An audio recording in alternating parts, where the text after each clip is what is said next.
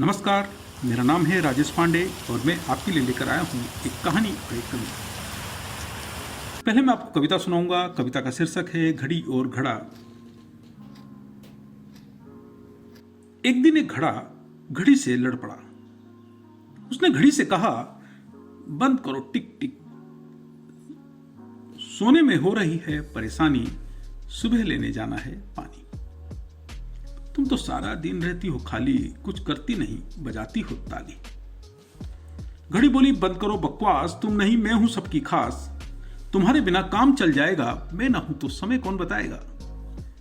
सब लोग मेरे हिसाब से चलते हैं, जो नहीं चलते वो हाथ मलते हैं। लोग मुझे देखकर सोने जाते हैं, कुछ मेरे बताने पर खाना खाते हैं। घड़ी ने कहा, तुम पानी ही तो भरते हो, बस इतने से काम के लिए करते हो। घड़ा बोला, जल बिना जीवन कैसा, पानी बिना क्या समय और क्या पैसा। मैं ना हूं तो पानी कहां रखा जाएगा, ऐसे में घर घर प्यासा रह जाएगा। तभी अम्मा आई, घड़ी को देखा, घड़े को उठाकर कमर पर टेका। तेजी से दौड़ पड़ी नल की ओर, बोली, इतनी जल्दी हो गई भोर।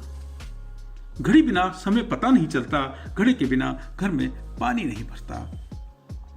अब मैं आपको सुनाऊंगा इस पर एक कहानी, और इस कहानी का शीर्षक है घड़ी और घड़ा।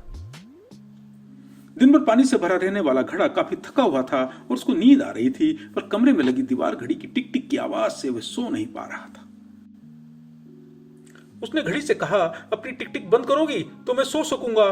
तुम तो बस यहीं दीवार पर टंगी रहती हो, कोई काम तो करती नहीं हो। टिक टिक करके मुझे परेशान करती रहती हो। सुबह अम्मा से तुम्हारी शिकायत करूंगा, तुम्हें इस घर से बाहर करने को कहूंगा अम्मा से। वैसे भी तुम किसी काम की नहीं हो। घड़ी काफी देर तक घड़ी की बात सुनती रही और फिर अचानक उसको गुस्सा आ गया। उसने घड़ी से कहा, अपनी बकवास बंद करो, तुम्हें क्या पता मैं कितने काम करती हूं। अगर मैं ना हूं तो इस घर में कोई भी काम समय पर नहीं होगा। सभी मेरे हिसाब से चलते हैं, सभी मुझसे समय पूछते हैं। घड़ी ने घड़े से कहा, अगर तुम नहीं होगे तो भी काम चल जाएगा, पर मेरे बिना तो कुछ नहीं हो सकता। लोग मेरे बताने पर ही खाना खाते हैं, सोने जाते हैं और सोकर उठते हैं। तुम्हें तो केवल पानी ही तो भरना है, बस इतने से काम के लिए इतना करते हो। घड़ा भी भला कहां चुप रहने वाला था। उसने घड़ी से कहा, अगर मैं ना हूं तो लोग पानी किसमें भरेंगे। जल के बिना जीवन नहीं है। क्या तुम्हें इतना भी नहीं पता है? क्या यह भी बताना पड़ेगा, मेरे बिना घर घर पानी से प्यासा रह जाएगा। घड़ी और घड़ा अभी बहस ही कर रहे थे कि सुबह हो गई। अम्मा ने पहले घड़ी की ओर देखा, फिर घड़ा उठाकर नल की ओर जाने लगी। अम्मा कह नहीं थी, इतनी जल्दी सुबह हो गई, घड़ी ना हो तो समय का पता ही नहीं चलेगा, घड़े के बिना घर में पानी ही नहीं रहेगा।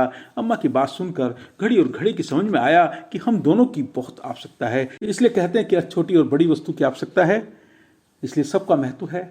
तो ये कहानी हमें बताती है कि कोई भी छोटा और बड़ा नहीं होता, कोई भी बिना मतलब के नहीं होता। हर वस्तु की कोई ना कोई महत्वता होती है। हर वस्तु महत्वपूर्ण है। धन्यवाद।